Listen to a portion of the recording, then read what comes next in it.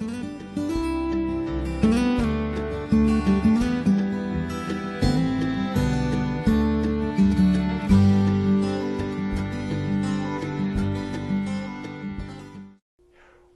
hello everyone and welcome to another exciting episode here on the MIgardener channel. I'm so excited for today's episode because, as many of you know, Father Winter has come a knocking and we can't grow outdoors anymore. So for those of you that are lucky enough to still be growing outdoors, I am very jealous, but I'm also happy for you. So keep on growing outdoors, but for those of you that have had Father Winter come, or Jack Frost at least, and come a knocking and kill your plants off, we have a solution for you today. We're going to be growing indoors, and I want to show you how to do it very simply using a window. Now, windowsill gardening is really big, especially in urban environments. So this is going to be kind of in our universal gardening tips. We've had a couple previously, but this is going to be another video in our universal gardening tip category. This is going to be something that anyone, anywhere can be doing, and it's important to do so. As you see here, we have a beautiful herb plant here. This is just some sweet basil, and we have some chives here. Awesome, awesome use of our little growing space here. We have 6 plants in there, and they're doing awesome. But I needed more because we're trying to grow this year, Cindy and I are trying to grow 100% of our herb needs indoors. And herbs are something that I suggest trying. Don't necessarily try a tomato because you might need some supplemental lighting, which we have some videos on, by the way, but it's something that people get a little bit intimidated by, and I can see why. It's a bit of an intimidating thing to get into. So I always suggest trying herbs because a lot of your herbs can handle lower light.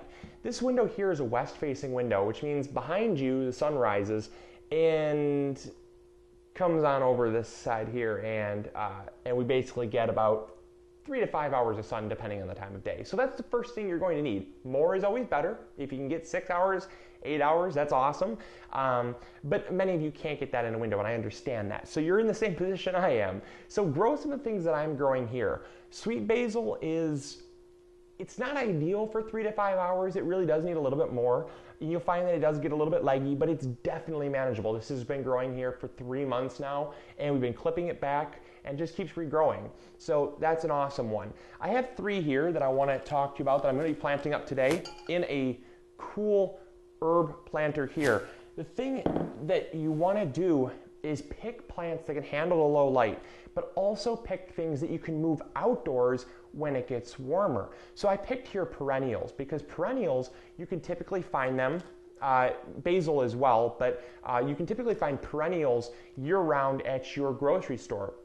Our local grocery store sells these USDA organic plants here, live plants, for $2.50. I found them for $2.50. I couldn't believe it. So anyone that lives in the, I'm not sure how regional Myers is, but the Myers store, it's a pretty large big box store around us. They actually sell live plants, and they used to be $4.99, but they brought the price way down, and I'm really glad about that. So I've got here some mint.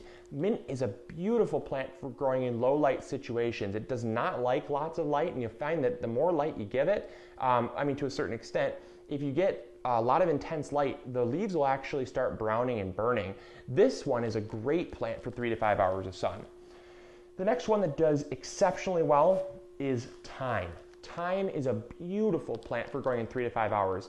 It's similar to the mint. It does not like those high light conditions, those intense light, because it fries really easily. This is an awesome plant for growing indoors. Like I said, the sweet basil as well. The sweet basil can handle it, but you'll find sometimes it gets a little bit leggy, and it does need a little more than, in the 4 to 5 hour range is about as low as I'd typically go for sweet basil. And then you have here rosemary. Rosemary is another one that can handle those low light. Again, it's going to be just a little bit under sweet basil. About 4 hours is going to do totally fine. So in our windowsill, those are going to be the 4 plants we're going to grow here. We can grow more as well. There are lots of house plants that do very well in low light situations, but this episode's talking about herbs. So hopefully you all are going to get those plants. Then the next thing you want to do is come on in close. I'm going to show you what I'm using to plant it up. It's really simple. Basically, you should know what to do from now on, but I'm going to go through my soil types, things like that. That's going to give you an increased chance of success at your windowsill gardening endeavor. But basically, you're just going to plant them up. But I really wanted to get those plants out to you, the plant names, because I know I've had so many people asking what are good plants to grow in a windowsill environment. So come on in close, check out these plants, and we're going to get these potted up here. It's going to look really great. All right, so the first thing you're going to want to do is start with a planter here. You can grow them in these containers here, but I find, because they do actually come in a container, but they sell in the store, but I find they get really root bound. So you're going to want to give them a little bit of space. I use these planters here. These are glazed. The reason why I don't use unglazed pots is because the clay will actually wick away water. And you find that in an indoors environment, they're really easy to neglect watering and the plants suffer from it, I find. So I always give them a glazed pot indoors. It's just the way to go. So also, I am going with a smaller pot than I prefer, but I typically keep my indoors plants pretty cramped. That way I can grow more in a smaller space. Wouldn't be ideal for outdoors though. I really like giving them the most space possible, but because they don't grow as fast and because it's only temporary and they're gonna be moved outdoors later on, this pot's gonna do fine. I'm not sure what size this pot is, but I did get it on sale. Go later on in the season. Don't get these in the spring, get these in the fall. They're typically about 75% off. I think I got this for $3.50, which is a great deal for a glazed pot. These are typically like $15. And last but not least is the soil mixture that I'm using. I'm using a very absorbent soil mixture that holds on to water very well. It's a combination of 1 part worm castings that I just put in the oven for about 5 minutes to kill off any bugs, and 1 part coconut coir. You don't have to use the worm castings if you don't have it available. You can use compost, throw the compost in your oven, 300 degrees for about 15 minutes, and it's going to bake off all those creepy crawlies, and it's going to be sterile for you to use indoors without bringing all the bugs indoors. Or you can just even use your potting soil of choice. Any big box store will have something for you, but I like to make up my own because that way I know what's going into it.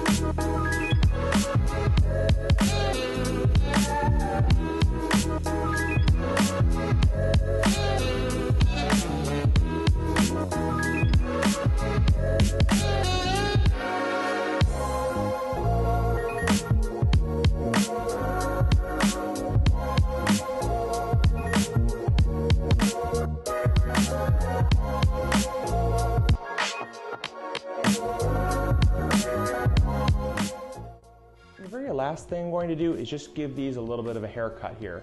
The mint is quite a bit taller than I'd prefer, and I want to keep it nice and short and bushy. As we talked about in previous videos, I'll post a link to those in the, I'll post a card above and I'll post a link in the description box. You want to keep your mint pruned because if it gets tall and woody, it loses its aroma. So I'm going to prune these back here. It's also going to benefit from that because the plant is going to go through some shock. It's been transplanted and it's also been in a store, probably neglected, being watered. Although they did look pretty healthy, I'm very pleased with how it looks now. It looks quite a bit more centered and not as top heavy here. The next thing I'm going to do is also just trim off a little bit of this rosemary here and a little bit of thyme. It's going to reroute energy to form new roots and to kind of help get out of its stress period. So that is really just about it. I'm just going to keep snipping off some of this stuff here and prune it up so it's a little bit more managed. And I like how that looks. All right, there you go. There is a very super beautiful herb planter. It's going to go right in the windowsill and it's going to do very well. I'm going to give it a nice watering in, and that'll just about do it.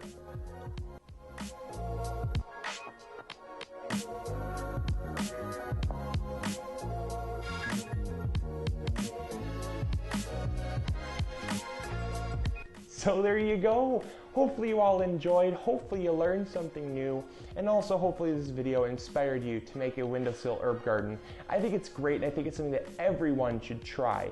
It even gets kids involved, which is awesome. If you did decide to make a windowsill herb garden or have something really cool that you have in a windowsill growing, make sure you post your pictures over on our Facebook page. And also, if you want to head on over to our Pinterest account, I know I never plugged this as much, but we actually have a Pinterest board called Windowsill Herb Gardens. It's going to have pictures like this, as well as other pictures that other people have submitted that I think are really cool as well. So head on over there and check it out to get some inspirations. And that's all I got for you today. All right, I'll catch you all later on the next video. Hopefully you all enjoyed. I'll see you later. Bye.